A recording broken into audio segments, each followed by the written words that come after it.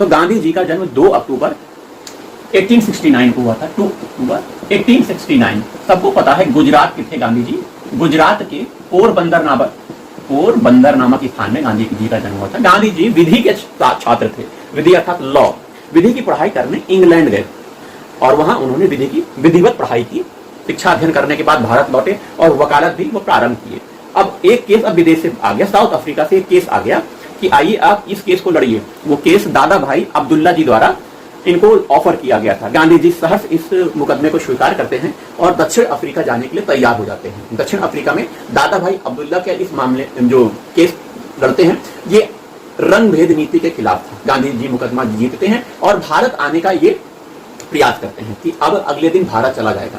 लेकिन वहां फिर भारतीयों को मताधिकार से वंचित करने का काला कानून आ गया था।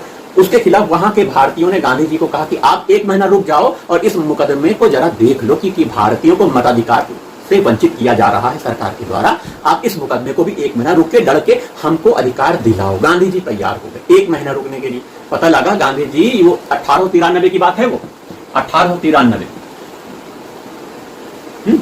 लगभग इसी के समय की बात है। तो गांधी लगभग 20 वर्ष वहां रुक गए। 1915 में 9 जनवरी को भारत आए थे। इससे पहले भी एक बार लौटे थे किसी काम से, लेकिन वो अंतिम रूप से वो 9 जनवरी 1915 में भारत आते हैं। तो जो दूसरा मुकदमा है ये एक मुकदमा है ट्रांसवाल अधिनियम। वहां ट्रांसवाल अधिनियम था। उस अधिनियम के अध्यादेश के खिलाफ गांधी जी ने आंदोलन चलाया था। इस अधिनियम में छात्रों को, वहां के नागरिकों को, भारतीय नागरिकों को पंजीकरण कराना अनिवार्य था। गांधी जी ने मुकदमा लड़ा। वहां 1906 में सविनय अवज्ञा आंदोलन, जिसे सत्याग्रह आंदोलन कहा जाता है, गांधी जी ने वहां सत्याग्रह आंदोलन या सविनय अवज्ञा आंदोलन, 2 शब्द हैं, सविनय अवज्ञा आंदोलन या सत्याग्रह आंदोलन 1906 में साउथ अफ्रीका में गांधी जी ने प्रारंभ किया।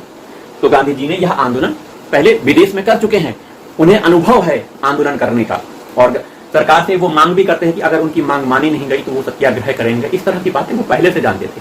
अब गांधी जी विदेश में जो रहते थे तो उन्होंने कुछ फॉर्म्स की स्थापना की, जैसे फिनिक्स फॉर्म है, टॉल्स्टॉय फार्म है, ये सब दक्षिण अफ्रीका में इन्होंने स्थापना की थी। टॉल्स्टॉय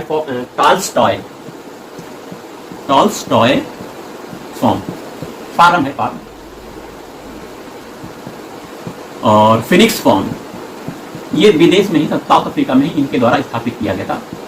ठीक है, इनके नाम आप याद कर लेंगे तो आपको प्रारंभिक परीक्षा में सहूलियत होगी कि पूछा जा सकता है टॉल्स्टॉय फॉर्म की स्थापना किसने की, कहां की। तो ये गांधी जी द्वारा दक्षिण अफ्रीका में